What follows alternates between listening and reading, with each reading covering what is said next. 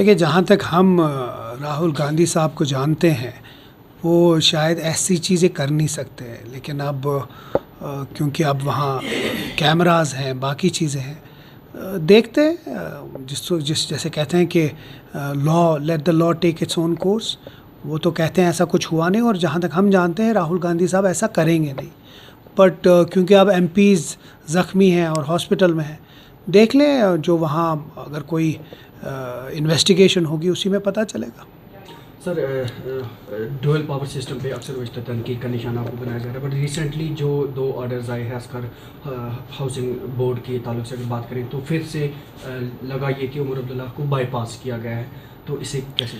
देखिए, किसी भी सिस्टम में, किसी भी डिपार्टमेंट या किसी भी गवर्नमेंट में ड्यूअल पावर सिस्टम कभी चलेगा नहीं, और वो हमेशा अनसक्सेसफुल रहेगा और लोगों के जो मुश्किलात हैं वो बढ़ते रहेंगे। हम ये समझते हैं कि जम्मू कश्मीर के लोगों ने एक भारी अक्सरियत से अपनी चुनिंदा सरकार लाई है, और उस चुनिंदा सरकार ने अपने पहले जो कैबिनेट मीटिंग में रेजोल्यूशन पास किया कि स्टेटहुड, फुल स्टेटहुड रेस्टोर होना चाहिए, और वही रेजोल्यूशन इस मुल्क के वज़ीर आज़म को दिया है। सुप्रीम कोर्ट की एक क्लियर कट डायरेक्शंस है कि जल्द से जल्द जो यहाँ जम्मू कश्मीर है उनके आवाम को उनका स्टेटहुड वापस रेस्टोर होना चाहिए, और वो डायरेक्शन है, और वो डायरेक्शन छोटी चीज़ नहीं है।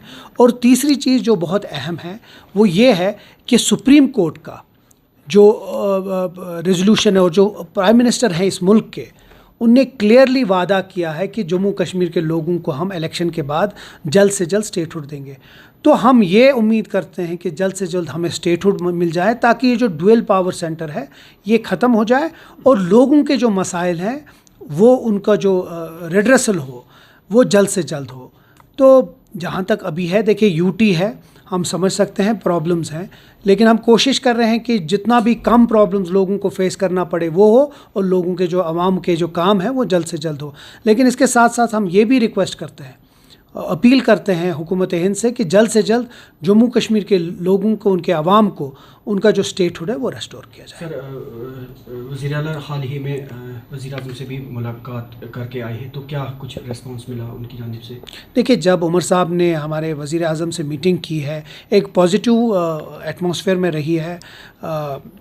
कोशिश करेंगे, जिस तरह उमर साहब ने कहा है कि वो होम मिनिस्टर से फिर से मिलेंगे, और जो यहाँ के इशू वो इश्यूज़ उनके साथ डिस्कस करेंगे, वो चाहे स्टेट हो, ड्यूअल पावर सेंटर या बाकी चीज़ें भी जो हैं, क्योंकि जम्मू कश्मीर के बहुत सारी चीज़ें हैं जो एमएचए खुद हैंडल कर रहे हैं। उम्मीद करते हैं कि जल्द से जल्द लोगों की जो मैंडेट है उसकी कदर किए करके जल्द से जल्द लोगों के जो मसाइल हैं उनको हल हो जाए। मरकज़ी सरकार ने जो बेशतर राशन कार्ड्स मनसूख किए हैं, इस पर वहीद परा ने अभी यहाँ की हुकूमत को तनकीद का निशाना बनाते हुए जवाब तलब किया है, और कहा है कि जहाँ राशन इजाफी राशन देने की बात की जा रही थी, वहाँ तो अब दिया जो जा रहा था वो भी कट किया जा रहा है। पीडीपी उनकी जो सदर है उनका, और जो उनके जो ये लोते 1-2 एमएलएज़ हैं, उनका सिर्फ एक काम है कि कोई छोटे इशू को बड़ा इशू बना के तनकीद करना।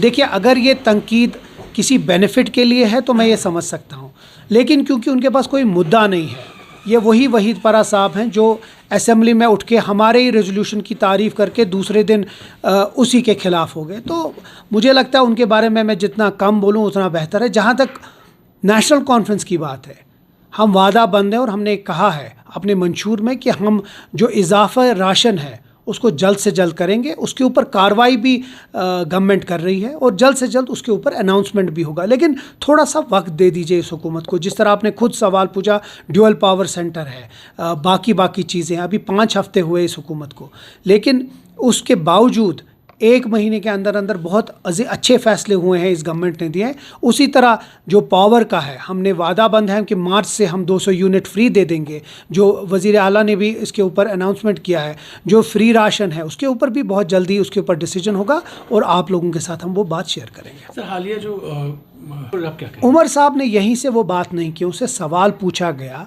कि ईवीएम के बारे में कुछ पार्टीज़ या खासकर कांग्रेस इसके ऊपर बात रही है। हमारा एक चीज़ है कि अगर हम जीतें तो तब ईवीएम्स ठीक हों, अगर हम हारे तो हम कहें कि ईवीएम्स ख़राब हों। तो वो उस बारे में उमर साहब ने कहा कि जो चीज़ जीतने में हो वही चीज़ हारने में भी हमारा स्टेटमेंट होना चाहिए, और वो दिमाग में रख के उमर साहब ने उसके बारे में स्टेटमेंट। बाकी मुझे नहीं लगता, ये एक जमहूरी मुल्क है, हम इंडिया ब्लॉक के हिस्सा हैं, लेकिन हमारा फ़र्ज़ भी बनता है कि जो सही बात है उसको आगे करना।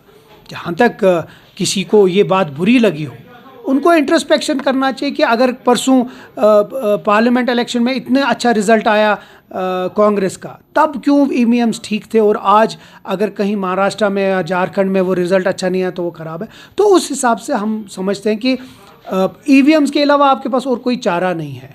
तो जहाँ तक ईवीएम्स है, यहाँ या तो कोई प्रूव कर दे कि ये एक्चुअली में कहीं ख़राबी है, हवा में बात करने से शायद इसका फैसला होगा। हमारा एक मुद्दा था वो हमने क्लियर कर दिया। सर, होम मिनिस्टर जो सिक्योरिटी या वो कौन सा है? देखिए, यूटी के अंदर अभी भी जो लॉ एंड ऑर्डर है और जो होम डिपार्टमेंट है वो एमएचए खुद हैंडल करता है, वो एलजी के हद इख्तियारात में है। हम भी नहीं चाहते हैं कि हम उस हद इख्तियारात को या उस बाउंड्री को क्रॉस करें, क्योंकि वो डायरेक्टली यूटी के अंडर एमएचए में आता है। उसी तरह हमारे अपने डिपार्टमेंट से हम भी नहीं चाहते हैं कि कोई भी हमारे उस दायरे में अंदर घुसे। अभी जब तक यूटी है तब तक तो एमएचए और एलजी के हाथ में है। कोशिश कर रहे हैं और उम्मीद करते हैं कि स्टेटहुड जल्द से जल्द आ जाएं, ताकि लॉ एंड ऑर्डर और जो भी इसके साथ अलाइड चीज़ें हैं वो जो यहाँ की चुनिंदा सरकार है उसको करें, ताकि हम लोग ही इस चीज़ को हैंडल करें। सर, आपकी क्या एक्सपेक्टेशन है पार्लियामेंट्री अफेयर्स कमेटी से, जो उनको रीऑर्गेनाइजेशन एक्ट का तरमीमी बिल भेज दिया गया है, तो इस पर क्या कहेंगे आप? अब वन नेशन वन इलेक्शन की बात कर रहे हैं, अब अभी आ जाएं, देखते हैं उसमें क्या क्या होता है। ये एक लॉन्ग प्रोसेस है, लेकिन जहाँ तक मुझे लगता है अगर ये वन नेशन वन इलेक्शन की जो बात चल रही है हमारे लिए वो सही नहीं है, और हम लोगों ने इसको अपोज पहले दिन से किया है। क्योंकि रीजनल जो पॉलिटिक्स है, रीजनल जो इश्यूज़ होते हैं, मैं जम्मू कश्मीर की बात लेता हूँ, अगर वन नेशन वन इलेक्शन होता है तो जम्मू कश्मीर के जो इश्यूज़ हैं वो बैक बर्नर पे आ जाएंगे, जो नेशनल इश्यूज़ हैं वो सेंटर स्टेज ले जाएंगे। तो ये रीजनल पॉलिटिकल पार्टीज़ या रीजनल स्टेट्स के लिए एक बहुत अफसोस होगा या बहुत नुकसानदेह है अगर ऐसा कुछ होता है। इसीलिए हम समझते हैं कि इसमें एक थ्रेड बेस्ड डिस्कशन हो, लेकिन उसके बावजूद भी मुझे नहीं लगता है इतना डाइवर्स कंट्री है जिसके अलग अलग कल्चर्स, अलग अलग तरीके हैं, उसके लिए वन नेशन वन इलेक्शन एक बेहतर ऑल्टरनेटिव है। Thank you.